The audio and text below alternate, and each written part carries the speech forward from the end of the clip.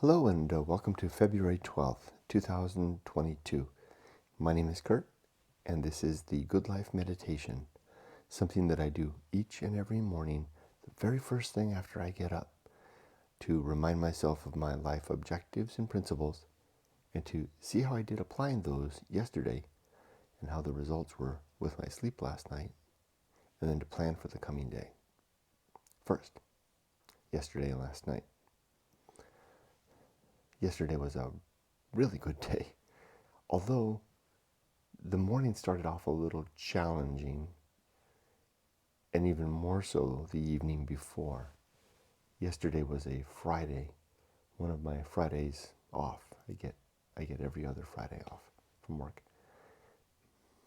And I had resolved yet again, to go to Siberia Ghost Town. I had even told Yumiko that I was to plan for me to be gone, not just Friday, but Thursday night, in the old style of going.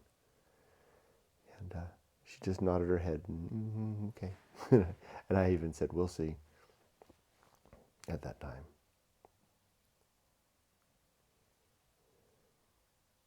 And then as the day approached, I began my usual vacillation. Will I go? I didn't want to go. And I thought, well, maybe I'll just go out to Barstow. There's a museum bookstore out there that carries Going Alone, and bring them some fresh copies. And I thought about it. I thought, no, I won't even do that. Then I thought, well, maybe I'll ride my motorcycle again to Salt Lake City, to the Salton Sea, like I did 2 weeks back, which was a pleasant and a good use of time. In the end, I resolved just to stay home and to sit in this chair and read. I did add to that, though, a good, thorough housekeeping. I tidied up the whole first floor, and I did some nice adjustments, some tucking a few things in, a couple of the wires here. Got a few things just right, and I took my the portrait of, it's more like a poster, like a propaganda poster of Dostoevsky that I had purchased on Etsy, and I took that. I had bought a frame at a thrift store, and I took that to the local frame shop, and had them get them started on framing that. I'm going to put it right up here. Want to plaster my room, or not plaster it, but decorate it with the images of my favorite authors, and busts if I can find them. Facial busts, that is.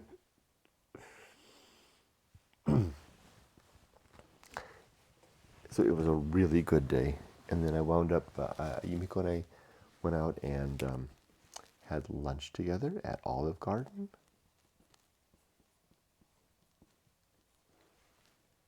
And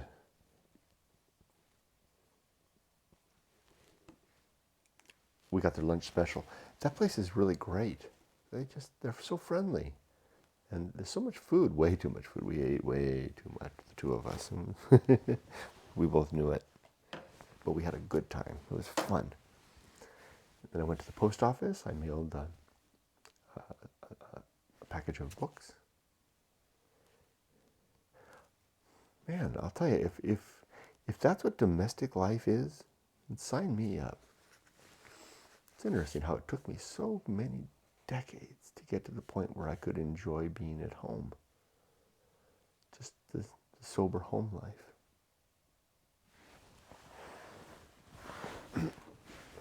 Sorry, all these stopping for right. The sober home life.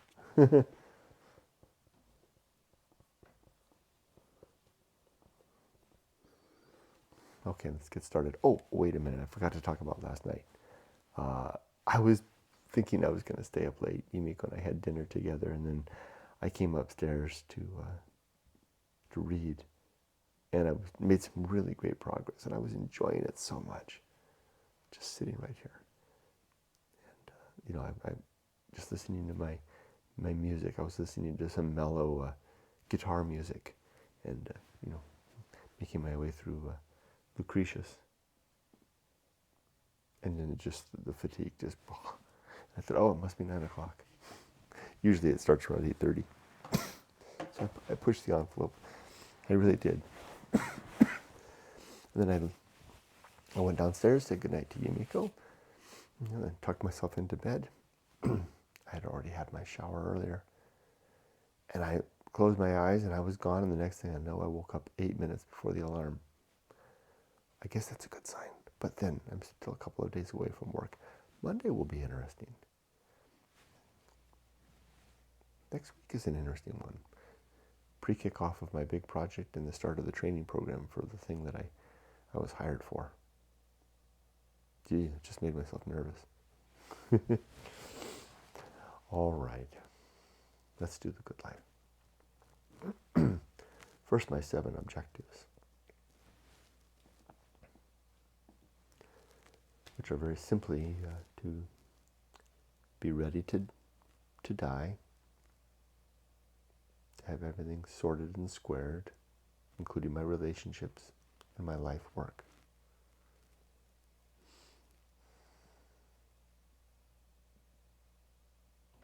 And to not waste the time that I have left, but to be very deliberate in how I live.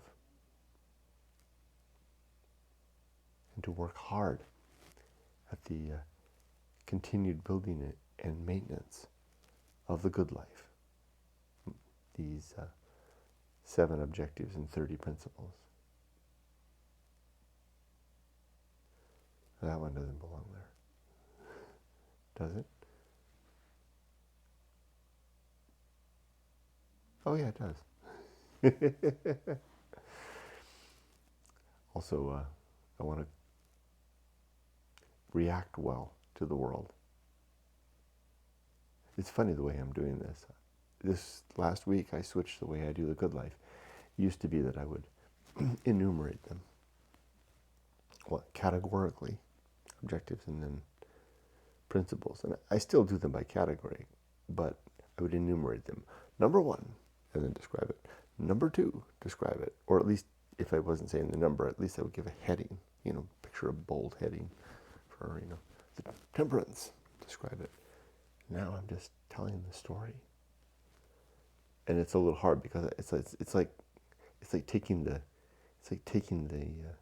little sailing boat out of the big harbor, out into the open sea.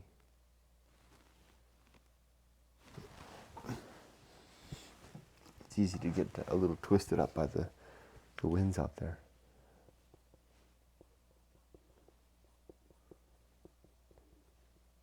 Where was I?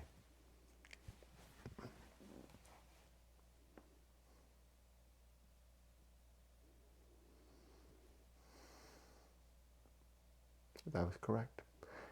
To develop and maintain good and sound life principles. And then to become someone who can react well to the circumstances of life. Of course, the good news, that's easy, but the bad news too. And to pain. And to react in a calm and measured way. Really in control of my emotions. Not a desperate control, but a deliberate control. Mindfulness, maybe. Even. And to pass through the day with small, medium, and large things good. Leaving them in my wake. And to recognize what it really is possible that I can do, and what's not within reason, what's out of reach. And then to adjust my responses and my thinking accordingly. To spend more time and thoughtful effort applied to the things that are within my control. And to bear apathy, healthy apathy, towards the things that are not. And then to always do one thing at a time, and to just do that thing slowly. to never ever multitask.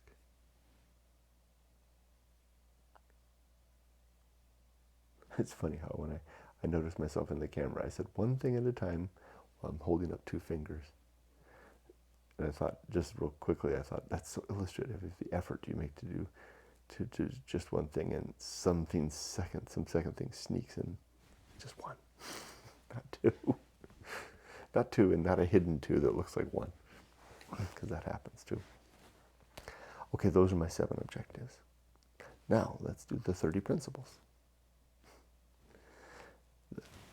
The first principle is to be fighting at all times, within reason, against what I think is true. I want to be the enemy of my ideas. Because how better, well, not how, who else is going to do it?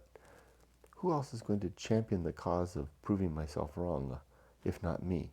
Sure, I can meet some friendly person from time to time who will care enough to tell me I'm full of crap, but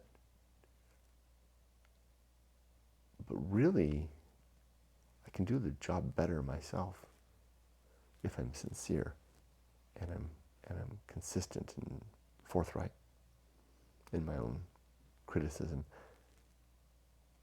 Not criticism of me necessarily, although there's that too, but criticism of what I believe. And then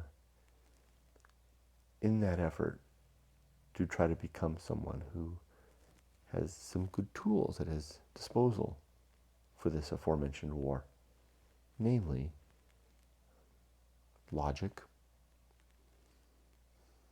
skepticism, honesty, and objectivity. Not much room in there for emotion.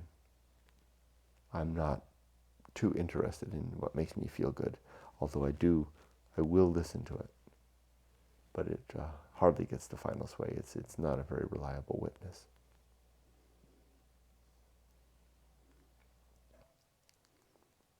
Because the little mortal that's trapped inside my head, this consciousness that somehow seems right back here behind the eyes, looking out, so eager to be put at ease. My little homunculus. He's a very fearful guy. He sure would like to know that everything's going to be all right.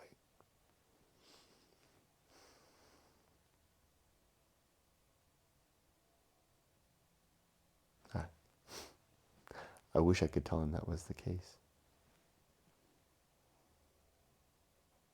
But ultimately he's alone on a little perch in the midst of the sea. There are others, but they are unreachable on their own perches. He signals, maybe shouts, but the wind is blowing and the waves. People, well, what? Oh, even the nearest of them just barely make out what he's saying. Over there, just there, there's more rocks. That one was where my dad once stood. He's gone. Swept into the sea. Eric's over there, or was. He jumped. People do that sometimes. In the end, it's all the same result. They take with them whatever sense of right and wrong they develop to maintain in life. Because good and evil reside in our heads, not floating amidst the stars.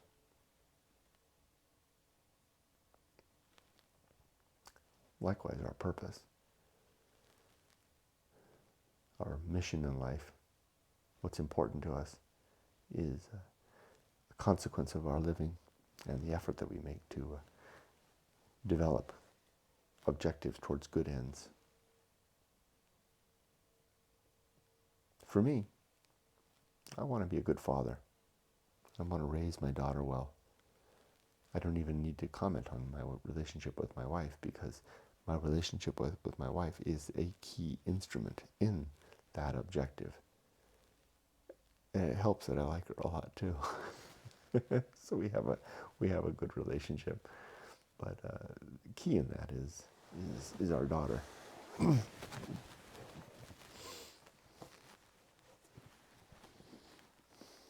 I'd help my daughter before I would help my wife, if both were drowning. And I'm confident Yumiko would do the same. That was hard to say. I feel like a bastard. But really, our daughter Emily is our project together. She is our life, our collective life's work. Little good it would do to save Yumiko and to have Emily go. It would break the chain. And I hope that Yumiko would do the same thing for me. I would be disappointed if Yumiko threw the life ring at me rather than Emily. And I think I can say with confidence that Yumiko feels the same way.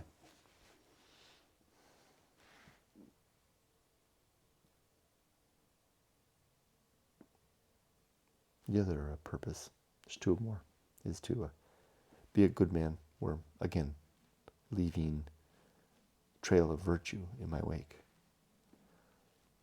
where virtue is not just something that I just say. It's the improvement of the well-being of creatures, particularly thinking creatures, in objectively measurable ways. Improved health, nutrition, education, social engagement, better entertainment. That's fun, and that's important. All these little things that produce the good city, a healthy place for happy people to live, mindful of one another. And then the last purpose is to further my book, which is called Going Alone. This is the book that has these objectives and principles. They're all listed out in here. One of the chapters called The Good Life. Available on Amazon, or you can buy it at goingalone.org, in which case you'll get it signed and drawed. Yes, signed and drawed.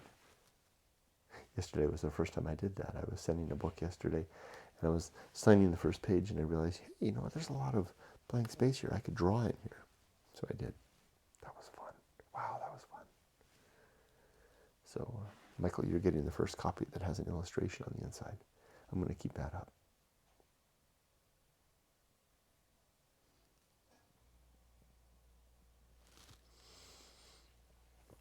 Everything is sand of a sort, little pieces together for a little while, and then dissolving away and becoming something else. Lucretius talks a lot about this in his book. And everything has some particular nature, and it's good to recognize that and abide it.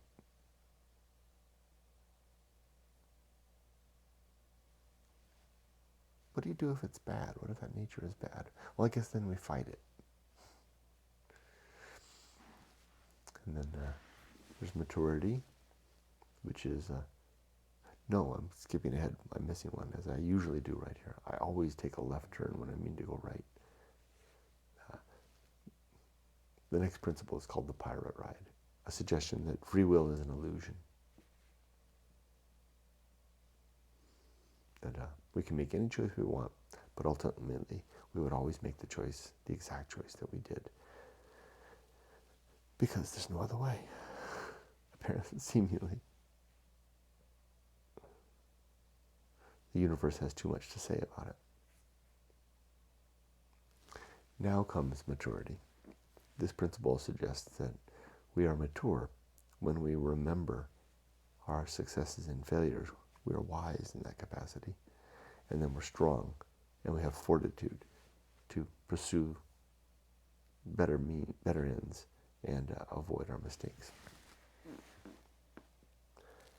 We need other people. It's good to be social. It's good to be careful about what we say, to speak very carefully, to use measured language, carefully chosen vocabulary, and to never gossip. And to be cautious about our consumption, to eat less and drink less, to work just enough, to play, maybe indulge in that a little bit. But in all things, measured quantities, exercising temperance, knowing that we're going to suffer a little bit as we pursue a simple life, and use apathy where things are outside of our control. And to remember that the horror of life is ongoing. We get little breaks once in a while, but for the most part, we're pretty much living in hell. Even when things are going really good, the fires are blazing all around us.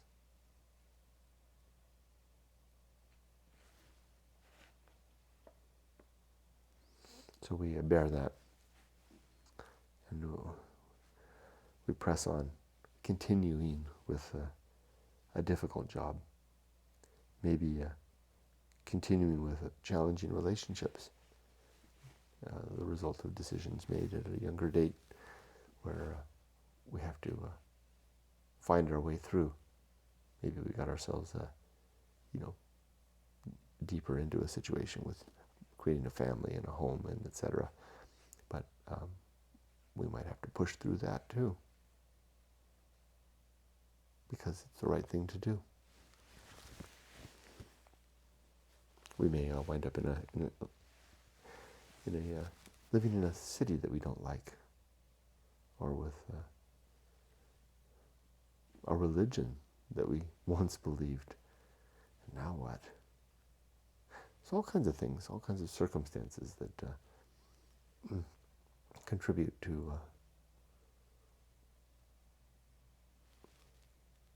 making it necessary for us to push on through the difficulty, to bear these things as we keep the course steered towards that patch of sunlight on the horizon. Yeah, we may never get there, but keeping it turned, keeping it straight.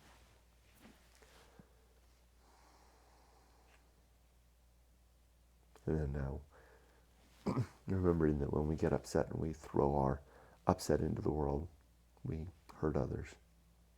So I try not to do that. And when others are doing that, I'll give it the attendance that it needs. But I try not to do it myself.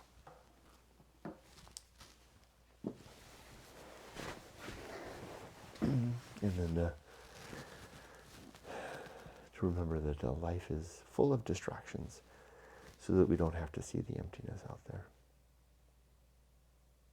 The blank tableau of the void.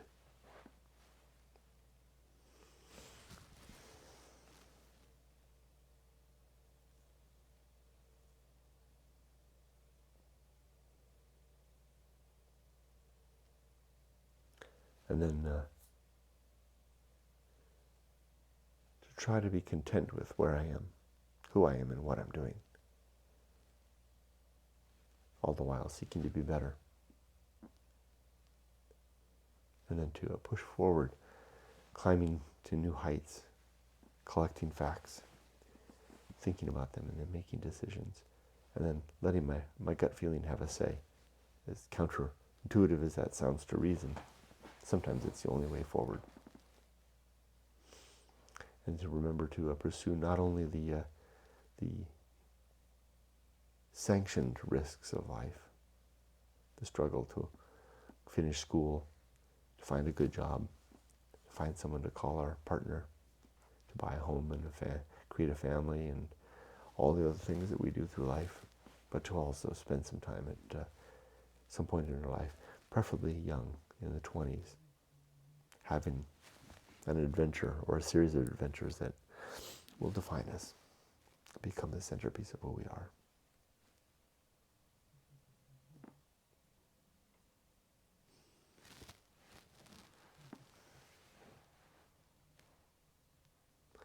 And then to avoid believing things too easily, or because it's always been so, or because there's a big bound book and people claim that that book is full of truth, or someone with a pulpit at their back, or a great tradition, a lineage of others who believe like them because they say so, and to not believe things that are categorically recognized as nonsense. And to never lie, or at least to avoid doing it for any other reason other than virtue.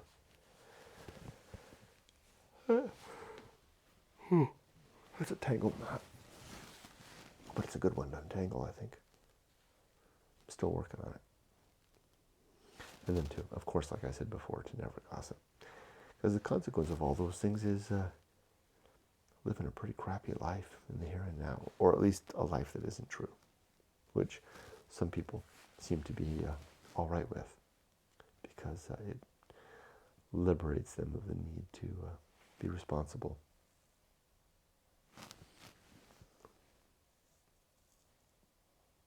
To think it through. And to remember that when life is done, that's the end. I'm not going to see my dad again. I'm not going to see any of you. I'm not going to see my wife or daughter when I'm dead. Because there is no soul. There is no afterlife. It looks like there's no God either. It's just you and me now. Not even the ones that before, all the ancestors, they're all gone. And the ones yet to be born are yet to be born. It's just you and me now.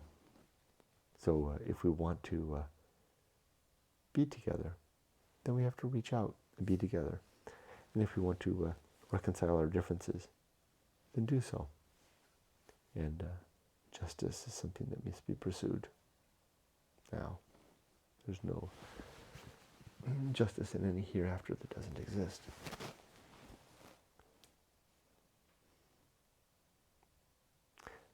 And then to not forget to have an adventure in life, something to call our own. And then someday, if we want to write about it, but keeping in mind that the words are fleeting, and when the little voice is speaking in our ear, not a real little voice, but just a confluence of our mental processes, then better record what it says, because it'll stop pretty soon. And if it comes back, it'll be different.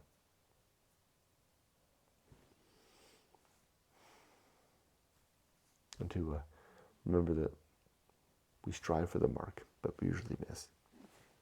That's to be expected. I will try to remember that for this coming Monday, because I will miss to some greater or lesser degree. A little tired. And then life's an uphill climb, chugging away through an arena where we've got all kinds of our little tools, our little principles that we can use to help us get by. And to try to always be simple and remember that I can get by with very little. Nothing, in fact, in the end is really enough. Not really, but you know what I mean. And then to try to have fun. Have a fun life. More and more fun. Despite the horror. Okay, that's my Good Life meditation for today. Let's plan for the day. It's a Saturday. Yumiko and I are planning to go to Irvine, to go shopping, mostly to go shopping at the Japanese restaurant. Maybe we'll have soba at Tanakaya in Tustin, our favorite soba restaurant. And we'll have a good day and a good time together. And we'll come home and we'll enjoy the evening, and then we'll have one more day off tomorrow. As for challenges, maybe road rage. I notice people out here in this area are very aggressive on the road. Very little patience. They like to honk their horn. Or maybe I'm just getting old, becoming one of those seniors that everybody needs to honk at. Come on, old man. But they don't do that in Orange County. I don't think it's me. All right. Well, that's it. Have a great day. Be safe, but not too safe. Take care.